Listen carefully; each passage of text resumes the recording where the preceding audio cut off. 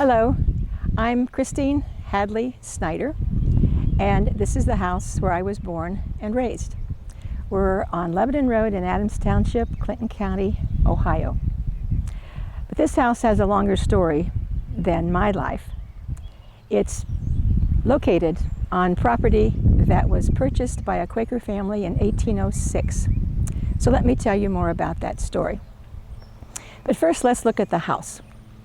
The house itself is of a style that's called Federal Vernacular. I call it plain Quaker Federal. It's a house that is a solid brick house, interior walls as well as exterior walls made of brick. It has a central door and has two big rooms downstairs, two big rooms upstairs, plus an L kitchen on the back. It has two large chimneys that you can see. The big chimney on the right has three flues from three fireplaces, one in the cellar, one on the main floor, one upstairs. The chimney on the left has two flues, one from the main floor and one from the upstairs. The L on the back was the kitchen, and it doesn't have a cellar. It's just supported on a floor made of logs underneath. And then at some period in the history of the house, a second story was added to the kitchen. This house, when it was built, would have had windows with small panes, 6/6 panes or 9/6 panes. That's typical of houses built in the early days. Sometime during its history, it was remodeled, probably in the 1890s, and the downstairs windows were enlarged, and a Victorian porch was put on, and the front door, which would have been a plank door, a solid wood plank door, was replaced by a taller, narrower window with taller, narrower door with glass. So in its history, it's undergone some changes. When it was built in the late 1820s or 1830s, early 1830s, by Eli Harvey, the brick was burned in a nearby field just behind me across Hyatt Road. So the clay was taken from local sources. The wood beams were from the local trees. The foundations is made out of the local limestone right under our feet, but probably gotten out of the creek right over the hill. And it was built over a period of probably 2 or 3 years in order to accumulate enough bricks for a solid brick house. The beams of these floors are built right into the brick walls. The roof would have been of wooden shake shingles. That was replaced later on by a tin roof, and now we have a shingle roof on the house. The house has been modified over the years. When my father bought it in 1935, it still didn't have electricity or running water. So he added those modern things as time went on. So by the end of the 1940s, we had a bathroom and we had a modern kitchen for the 1950s. So this is the house where I grew up, and my parents lived here for 53 years, from their wedding day in 1939 until my father's death in 1991. Since then, we've kept it in the family, and we've preserved it as a place for family gatherings, for community events, and it's also a museum house filled with a lot of interesting artifacts. Now, why is my family here? Our family is a Quaker family. Quakerism began in England in the 1660s. The Quakers suffered some persecution, and many Quakers left England for the colonies, particularly for the Pennsylvania colony of William Penn, 1682, where religious freedom was guaranteed for everyone. Plus trial by jury and fair treatment of the Indians, and a lot of the principles on which our Constitution are based were from the William Penn Charter.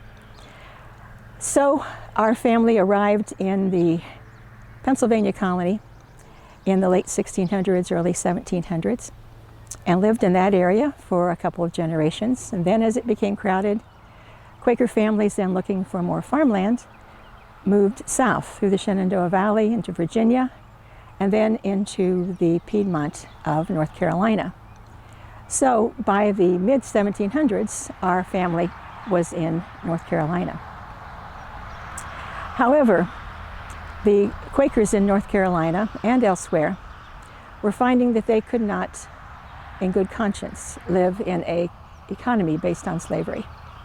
So they were looking for ways to leave the slave economy of the South.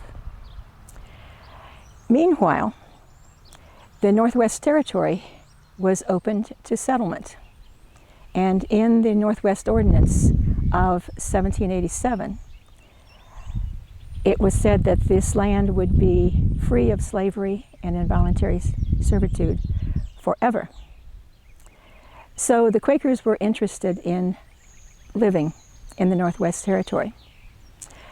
So at the same time, part of the settlement of the Revolutionary War included the payment to Revolutionary War soldiers of land in the new territories that were acquired from the British since we won the Revolution.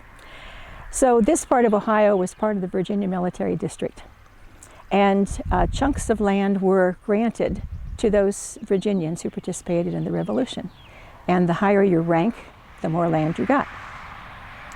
So the Quakers were able to purchase land from Virginians who had received bounty lands or military lands in Ohio.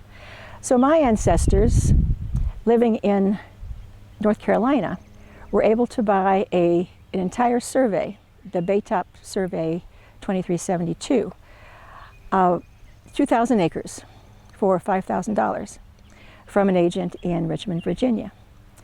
So they had come up, three of the men had come up here in 1805 by horseback to look at the land and found it, as they say, a goodly land.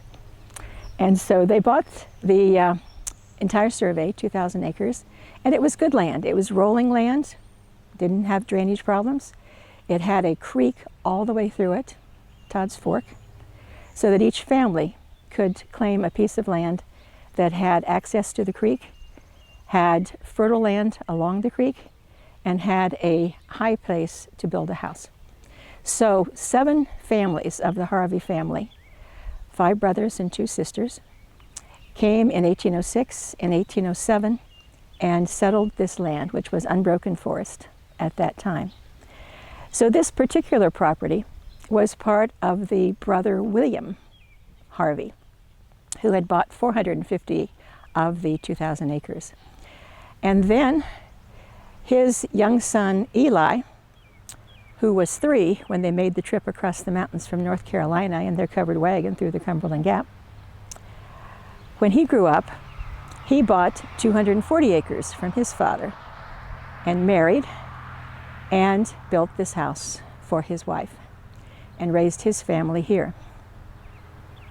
He had a total of 12 children, 6 by his first wife, who died very young, and 6 by his second wife, Ruth Fisher.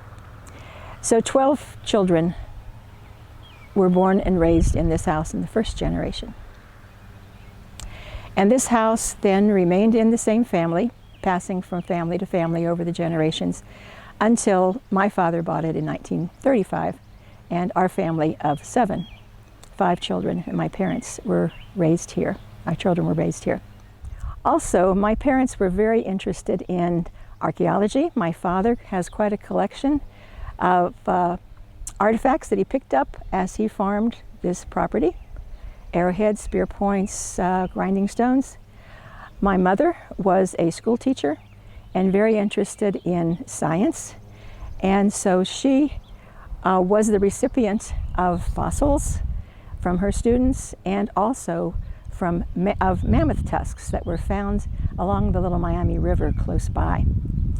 So we've put together a small natural history museum and a history museum of a few items that are typical of life and times in this community over the last 200 years.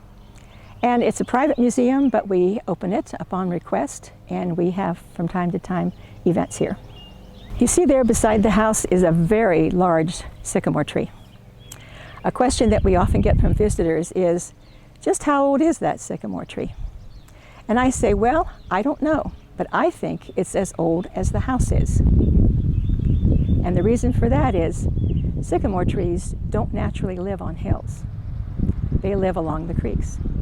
So I believe when Eli Harvey completed his beautiful brick house for his wife, that he went down to the creek and dug up a sycamore seedling and brought it up here and planted it beside the house. And it's still one of our favorite parts of this setting. I want you to meet my husband, Gene Snyder. Gene is a retired veterinarian, and he's been a tremendous help to me in maintaining and restoring this historic property. He particularly enjoys working with the old barn. The barn is probably as old as the house, from the 1830 period, and the style of the barn is an English threshing barn, and it's been added onto there on the right side, so it's bigger than it used to be. An English threshing barn was used for threshing the wheat.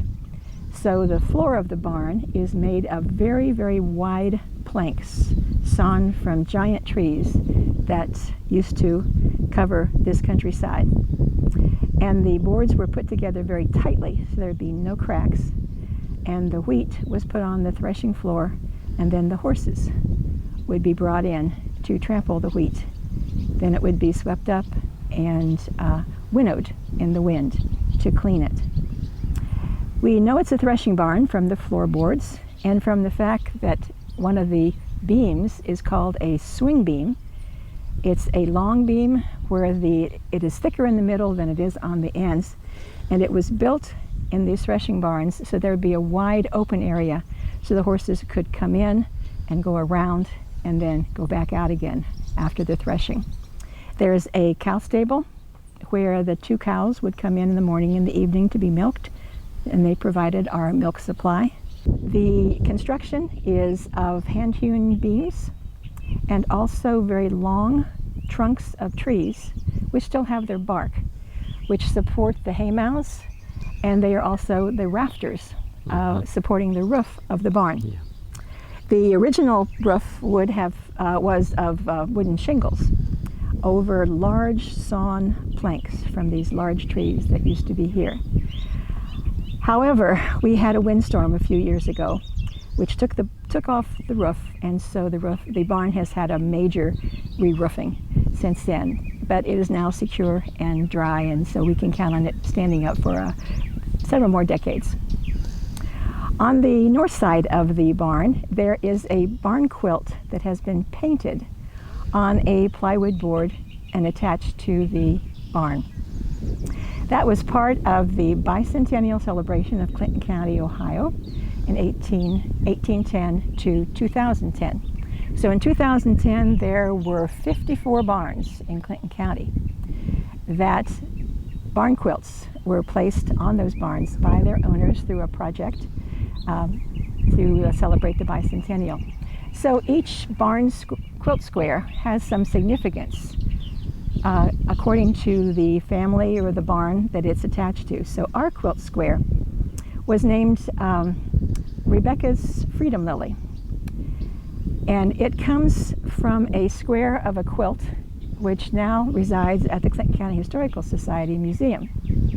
And it's a quilt that was made in the 1840s by a group of women, one of whom was my great-great-great-grandmother, Rebecca Harvey Hadley, and her daughters-in-law, and some other relatives.